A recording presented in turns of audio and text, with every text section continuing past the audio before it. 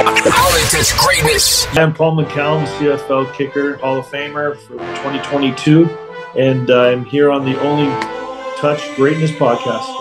Yeah, I do remember that. I mean, as a CFL fan back then, I was a little bit worried that that they were going to take some of the sort of the share from the CFL. So I was actually, as a CFL fan, I was actually glad when they shut down. Folded. Well, it was going to, for sure, because I wasn't coming back. Because what had happened was, because Bob Ackles, he was our president, and Scott Ackles was also part of the deal. And Jim Kreiner was the head coach, and they were really good, tight. And Jim really liked me as a kicker.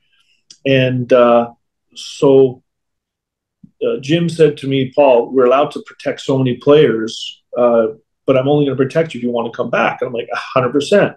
I said, but let me find out, because back then, once you sign with the CFL, you're locked in for, I think back then it was a minimum 3 years. But I said, let me see if he'll let me come and go.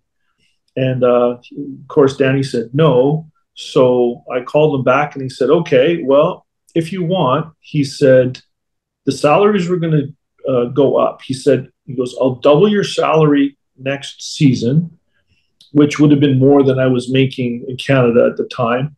And he was going to pay me just as much.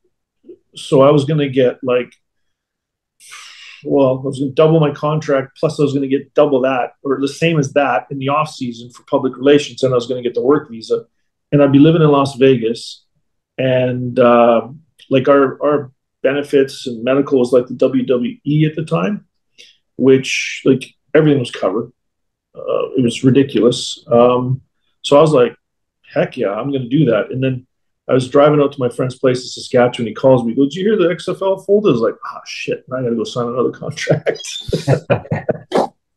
Yeah, that would have been a no-brainer for you to keep going. Like that. It was crazy. I mean, Vegas, there's no state tax as well. I had a young family. Houses were super affordable. I mean, and I'd never been to Vegas before. So for me, all I thought of was the Strip.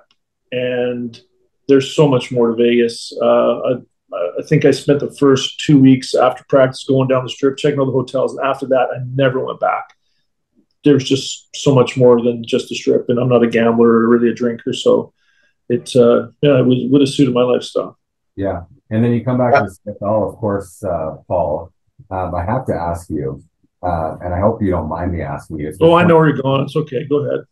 It's been 20 years since, but I remember as a Lions fan, I was very happy. But 2004 Western Final, in overtime, 18-yard chip shot, and you missed it. Maybe take me back to what happened there and sort of what was going through the BC plays. It was one of those things where you just don't.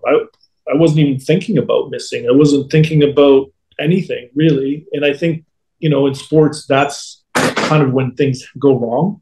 I mean, when I came back after that 95, I went, as soon as in Saskatchewan you could kick outside, I hit 100 in a row, where it was just, I don't know, one in 1,000, where it's kind of like, how did you miss that? And it just happened, right? So, and that's just, unfortunately, it happened. I mean, there's so many things in sports that you can think about that will kind of define somebody's career.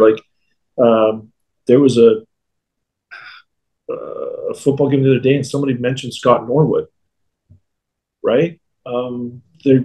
People are always going to remember the bad type of things, but I didn't want that to be remembered for it. But whatever, it happened. And I think if it didn't happen, I wouldn't have had the career after that I did, like the statistics and everything. Because, I don't know if anybody knows, but I never missed a field goal in the playoffs since then.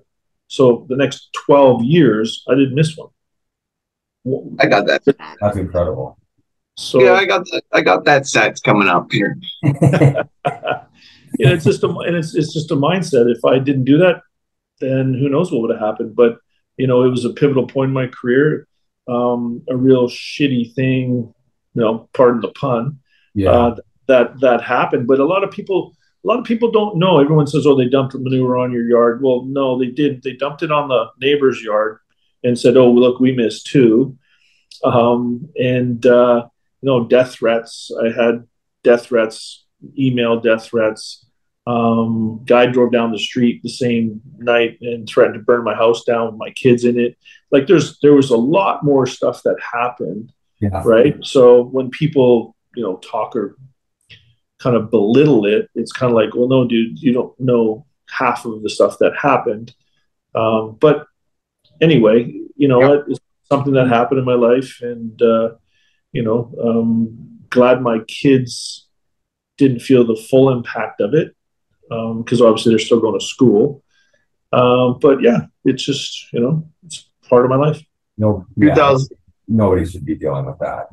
No, regardless. I mean, we all know that the Saskatchewan football fans are as passionate as anybody, but that should not be happening.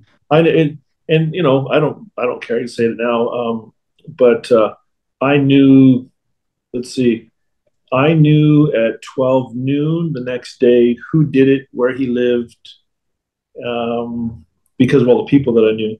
And I was in my car with a baseball bat, parked outside his business, and I had a couple lawyer friends call me and pull me down off the bridge type of thing. But it's a few bad people that did that, because a lot of the Saskatchewan people, they're very passionate. I mean, don't get me wrong, but it's a football game. So I tried to sum it up as like a soccer player. If you don't put the ball between the goalposts, or people want me dead because I didn't put the ball between the posts. And then the other thing was, there was a fumble on the 4-yard line. There was a missed tackle for a sack and a blown coverage that got them into a field goal range. And all these different things in a game make a difference. But,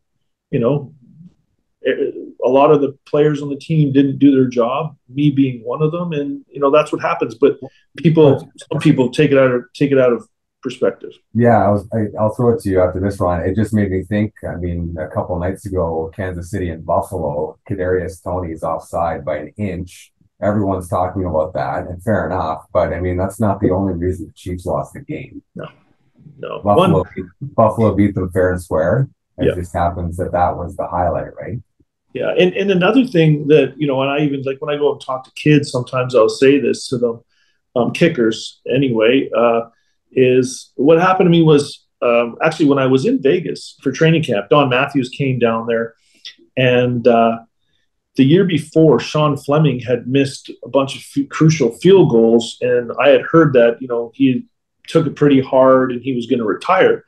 So I kind of nicely said to Don, "How's Sean doing?" And he looked at me and goes, "What are you talking about?" And I said, "Well, he missed these field goals, and apparently he's taking it really hard." And I never really knew Don. It was kind of just, he knew of me, I knew of him from the CFL. So he said to me, he goes, "Paul," he goes, "I don't know why Sean would be that arrogant." And I said, "What do you mean by that?" And he said, "Well, if Sean made those kicks and won the game," he said, "it's not because he made those kicks, they won the game." He said, "So he needs to get that out of his head, as he does when he misses those kicks. He didn't lose the game either. It's a team sport." And to me, it really resonated that, a field goal that I make doesn't win the game. It's a team sport, and the what I miss doesn't lose the game. And I'll leave this teammate of mine unnamed, but I missed a field goal before half, not to win or lose the game, but I missed a field goal. He was an offensive lineman, and he got in my face. The only time anyone ever got in my face. He says, "We bust our ass to get you down there, and you missed a damn field goal," right? And it just came out. And I said to him, I can't swear on this podcast, can I? Yeah, you can. I said, "Well, if you did your fucking job, I wouldn't have to kick the ball now, would I?" Right? and the other offensive lineman goes, "He's got a point. Shut up, leave him alone." Like this, right? But it was, it's one of those things. Like I said, as a kicker and as a punter, technically we're insurance. Yeah. right? You want to, so it's all a mindset. So for me, if I go out there, I don't worry about missing the kick. I go out there and I do the best I can. Hopefully, I can help my team win. But in perspective, how do you want to look at it? Football is the ultimate team sport. If the guy on the line snapping the ball screws up, the guy misses the block, screws up, the holder screws up. You know what I mean? It's just a chain reaction. So I think it's one of those things that people really have to sit down and analyze. And you're right. That guy's foot was 3 inches over the line. It wasn't his fault they lost the game. Kansas City. Exactly.